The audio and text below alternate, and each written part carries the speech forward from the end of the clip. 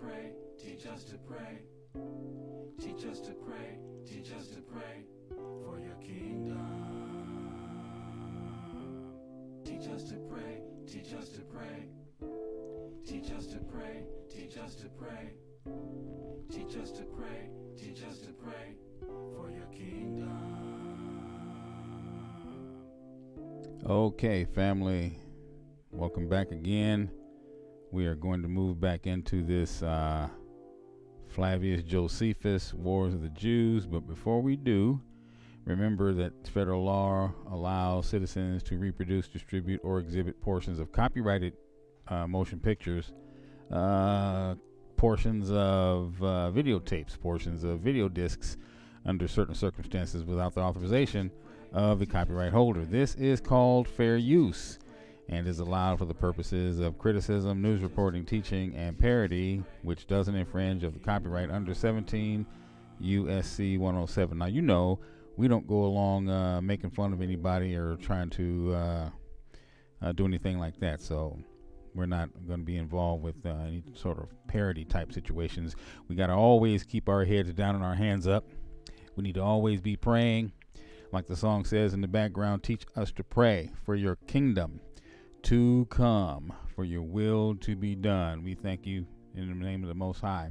Hallelujah. So speak to yourselves in psalms and hymns and spiritual songs always. We need to be doing that all the time. I tell you, we really, really do. And know we need it, and we need to keep our head in the scriptures daily.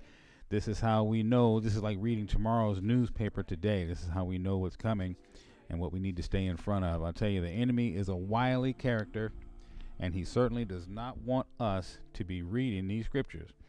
Outside of that, he will have you with someone who will give you sideways doctrine on purpose. We were in a prayer group this morning, and the issue in the prayer group was someone was talking about the fact that there's a gentleman who is actually on his way to prison because he was duping a lot of people out of money in one of these camps, and people are still giving him money for his defense fund or something like that.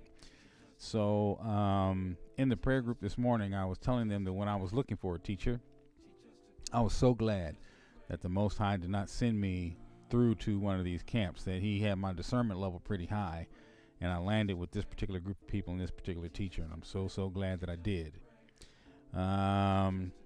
And the only reason that I was able to do so is because I stayed prayerful about it. I was actually looking for a teacher, and I wanted a right teacher.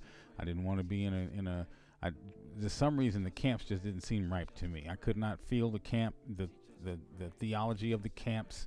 Not to say that they're all bad. I'm just saying that the ones that I was coming across was just, screaming at people in the streets, talking crazy to them, making people cry, and just I just wasn't feeling that at all. I didn't think that was anything that I saw in the scriptures that Yeshua was doing, and I couldn't get with that. So this morning we're going to continue into the book of Flavius Josephus, and I think we got about a half an hour's worth yesterday, so we'll get into it some more today. I want to tell you, family, I didn't have a good morning this morning. I was up, and almost everything that I thought about had mama on it. It was not a good morning. So I had to reach out to some brothers and ask for some prayer, and had to reach out to a couple of family members and see if I could get some relief, because it was really hard this morning. It was about an hour's worth. I haven't had anything that hit me that hard. I couldn't get anything done, and while I was getting things done, it was still just on me like a cloud. I just could not. I was having a bad day this morning. This morning, I was about an hour. I was having a really, really bad morning. One of my brothers just chimed in a minute ago over here, letting me know that he was still thinking about me. And this is one of the guys who, actually, this is the pastor who, he along with Brother Carl Brandon, were the ones who packed up my truck when I had my stroke and I had to drive up here for Mama. And they didn't want me to go. They didn't want to let me go, but I was very insistent on getting on the road and getting up here to Mama. And so they said, well, if you got to go, they got my phone. You call us every hour. We want to know where you are, because 5 days into a stroke, I shouldn't have been driving, but I was hard headed, and I was on my way to come for my mother. So Mama's not here now, and these are Mama's right here, and so I have them around my neck, so I can feel her fingers on my throat again, I guess. But so anyway, we're going to get into Flavius Josephus again. What happened with them? The Idumeans have come to town, and there was a meeting out in the front of the city, and they didn't want to hear what was being said. And I'm going to get it up here because we're going to read it together. They didn't want to hear what was being said. It seems that Yehoshua had stood up and gave a speech to the Idumeans, and the Idumeans were all in a rage. They didn't want to hear what he was having to say, and one of the generals stood up and quieted everybody down. That's what we're going to get into here in just a moment. He quieted everybody down, and then he spoke back, his response, back. And so we're going to look at that in just a moment. But before we do, I want to see how you guys are doing. If everybody's okay, thank you for coming back. Thank you for checking in. You could have been anywhere out there on the internet. We're going to be looking at some more scriptures, but we're making our way slowly through this book. There's a point that I wanted to make, and that's the reason why I'm taking my time and slowly doing this. And unfortunately, Mama passed away in the middle of it, so that took some time and some steam out of my sails. So I'm not, doing whole chapters like I had been, but I'm doing what I can actually stand to do before I know when my emotions are about to kick in and when I'm about to have an issue. So I'm just doing what I can do, and if we have to take it in 2, 3, 4 parts, we'll just have to take it in 2, 3, or 4 parts, okay? Until I'm actually strong enough emotionally to make it through to do an hour or 2 anymore. I can't do it right now, you guys. I just can't do it right now. I haven't built my stamina up that far where I know I'll be okay without thinking about Mama. So I got to be a little bit more diligent and do what I can do. Okay, so we're going to get into Flavius Josephus, and we're going to make that happen for us. Okay, so let's do that. And so again, we had Yehoshua spake, and then the Idumeans were going to speak. Okay, so here we go. So thus spake. They call him Jesus, but this was Yehoshua, okay, or Joshua in those days. And thus spake Yehoshua, yet did not the multitude of the Idumeans give any attention to what he said, but were in a rage, because they did not meet with a ready entrance into the city. When they got to the city, the gates were closed, and they just couldn't come in. So, we're all of the same area. Okay, so it's like if you live just a couple of cities away, this is the seat. This is like L.A. is the county seat, okay, or the state capital is Sacramento, but you live in the next city over. So you end up going to the state capital, and the gates are closed. You can't even get in. It's like, wait a minute, we're all Californians. What you mean I can't come in here? So that's what the Idumeans were facing when they got to Jerusalem. That was the capital. And they weren't able to come in because the gates were closed. And the gates were closed because they had been summoned there to come do war. But the pretenses that they got there under were sideways. They thought they were coming for one thing, but they were actually coming for something else. So that's what's going on here. So they were in a rage because they did not meet with a ready entrance into the city. The generals also had indignation at the offer of laying down their arms, and looked upon it as equal to captivity, to throw them away at any man's injunction whomsoever. But Simon, the son of Chapt, one of their commanders, with much ado quieted the tumult of his own men, and stood so that the high priest might hear him, and said as follows: I can no longer wonder that the patrons of liberty are under custody in the temple. I think you guys got the ones who are trying to defend the city locked up in the temple, since there are those that shut the gates of our common city to their own nation, and at the same time are prepared to admit the Romans into it. So I think you locked them up, to keep us from coming in the city. At the same time, you're about to open the gates to the Romans. While they speak to the Idumeans from their towers and enjoin them to throw down those arms which they have taken up for the preservation of liberty. And while they will not entrust the guard of our metropolis to their kindred, profess to make them judges of differences that are among them. Nay, while they accuse some men of having slain others without a legal trial, they do themselves condemn a whole nation after an ignominious manner, and have now walled up that city from their own nation, which used to be open to even all foreigners that came to worship there. We have indeed come in great haste to you, and to a war against our own countrymen. And the reason why we have made such haste is this, that we may preserve that freedom which you are so unhappy as to betray. You have probably been guilty of the like crimes against those whom you keep in custody, and have, I suppose, collected together the like plausible pretenses against them also, that you make use of against us.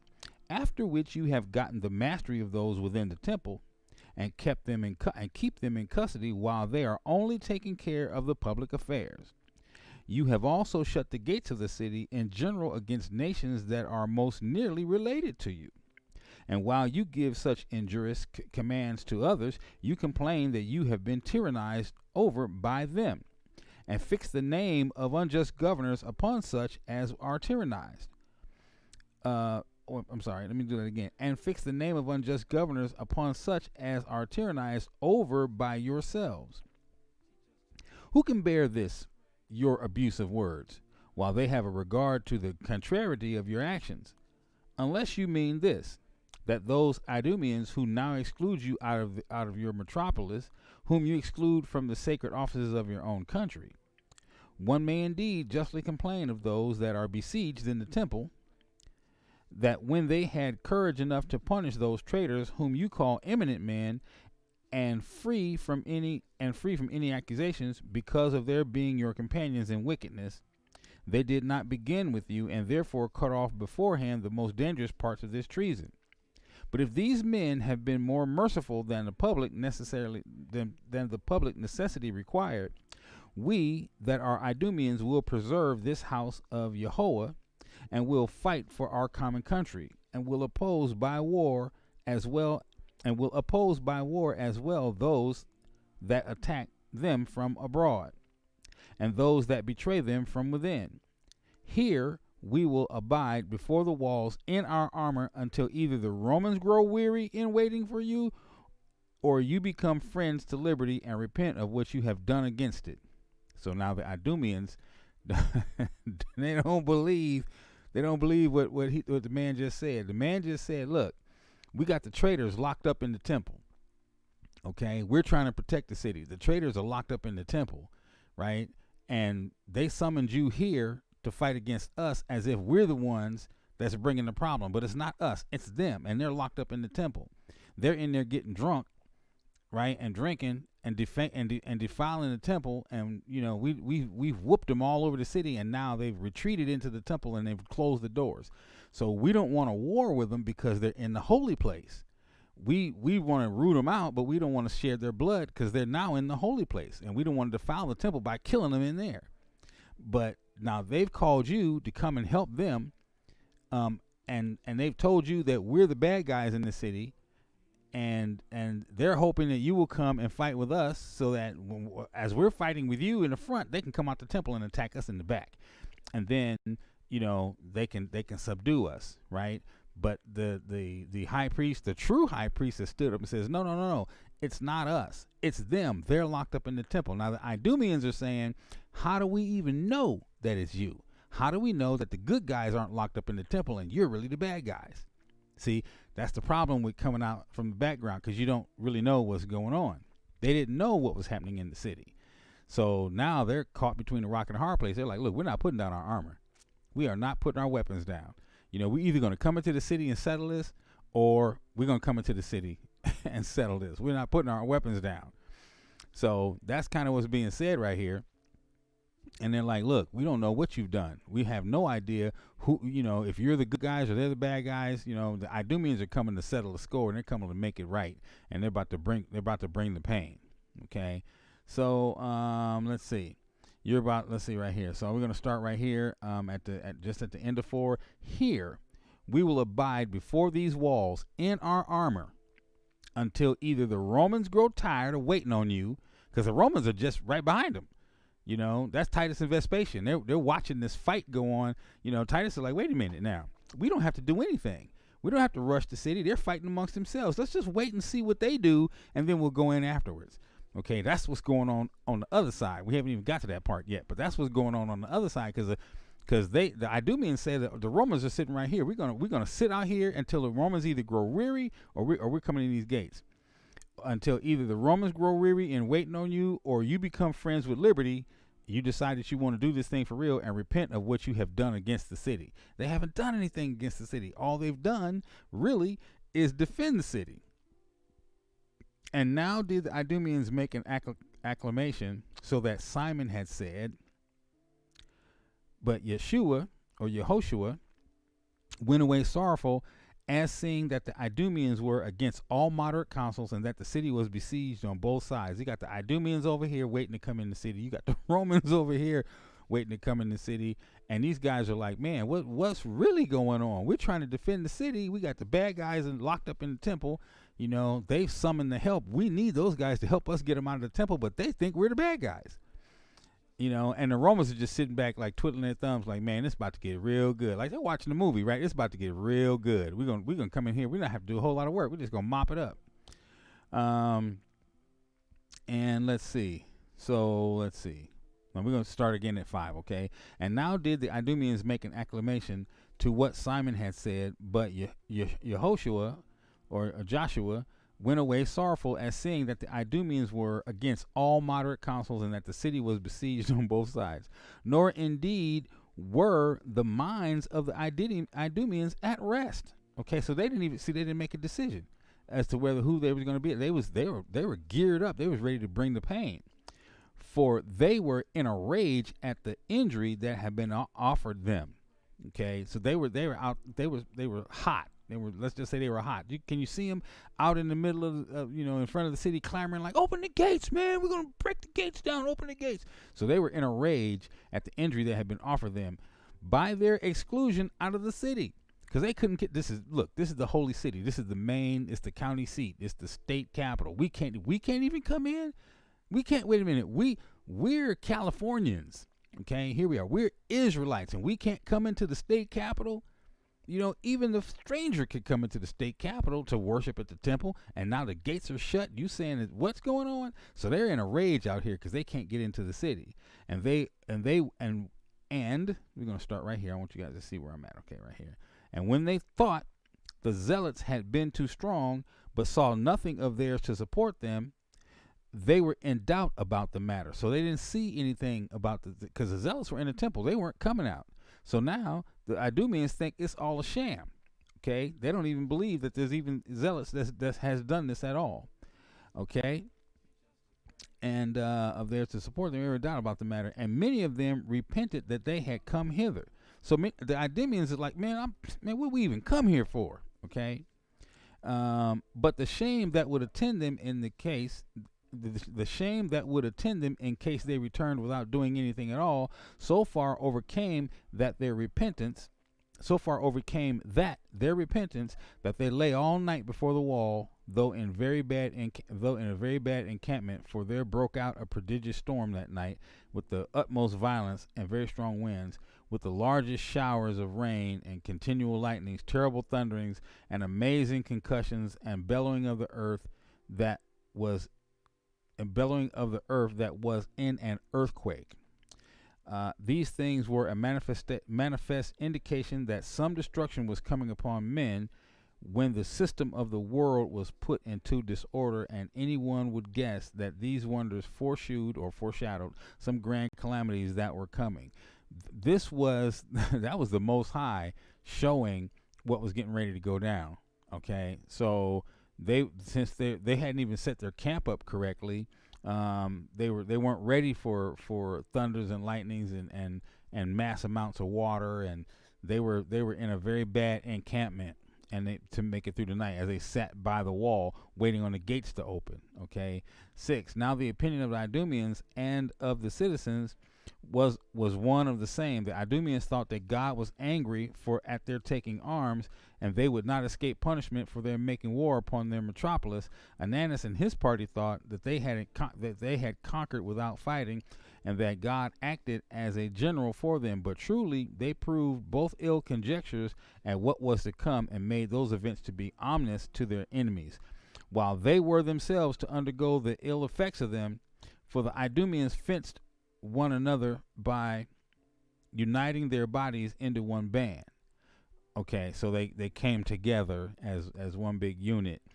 You know how when the Romans would form up a line, or they would form up a line, if, let's just say that you're on a wall and someone is let me do this so we can get it more clearly. You know how if you're on a wall and someone is shooting arrows down off the wall, they would put their shields up, and they would all come together and they would form a shield like this, and then they would, somebody would have the shield like this, somebody else would put the shields up, and then somebody else put the shields up, so they would guard themselves, right? So that's what the Idumeans did. They formed, because the storm was so bad, they had to form up a line in order for them to survive the storm. Okay, so that's what's really being said right there, right? So they could survive the storm. So now, I'm just making sure. I'm expecting a delivery here shortly. I'm just making sure that I hear the dogs barking. I'm just making sure I can see that delivery when it comes, because I may have to cut this and edit it. Okay, so let's see.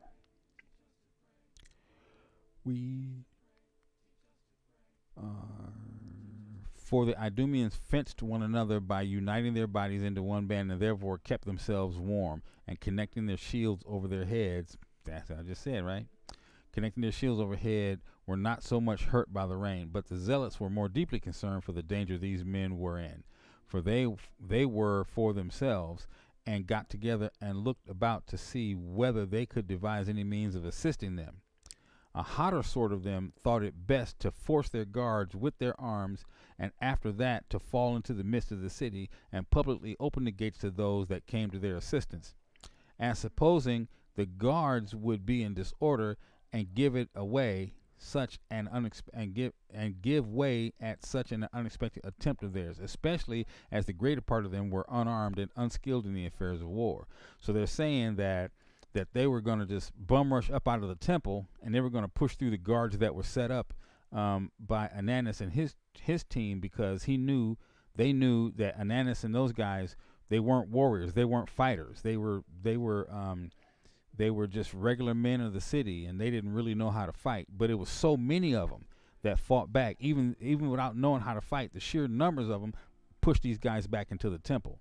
Okay, there's just too many of them. They couldn't fight them all. They couldn't kill them all, because they just kept coming like ants.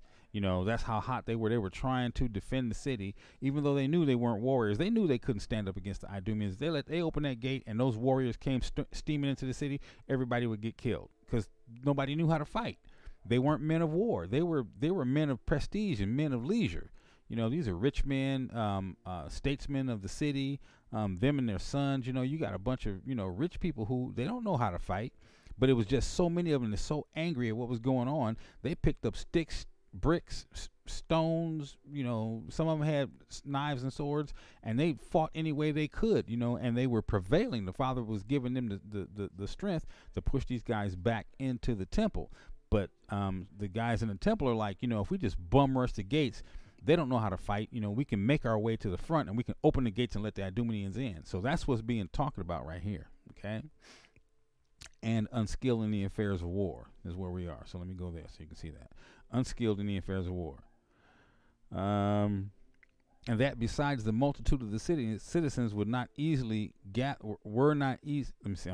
And besides the multitude of the citizens would not be easily gathered together, but confined to their houses by the storm. because the storm was so bad. A lot of people wouldn't come out to fight. And that if there were any hazard in their undertaking, it became them to suffer or permit anything whatsoever themselves, rather than overlook so great a multitude as were miserably perishing on their account. But the more prudent part of them disapproved of this forcible method, because they saw not only the guards about them very numerous, but the walls of the city itself carefully watched. So we got people up on the walls watching the city really good, by reason of the Idumeans. So we got people up here. They're watching the walls. You're not going to be able to get past them really easy, because they're watching the Idumeans at the same time they're watching the temple. So it's like, we got a whole lot of people up here, paying attention to what's really going on, because we got the Idumeans out here on one side, we got the Romans on the other side, we got you guys up in the temple. We got to keep our eyes open. Nobody's falling asleep on this one. So that's where they're saying, we this is not going to be easy, even if you do it forcibly, because there's so many people, watching. So that's right here where it's saying,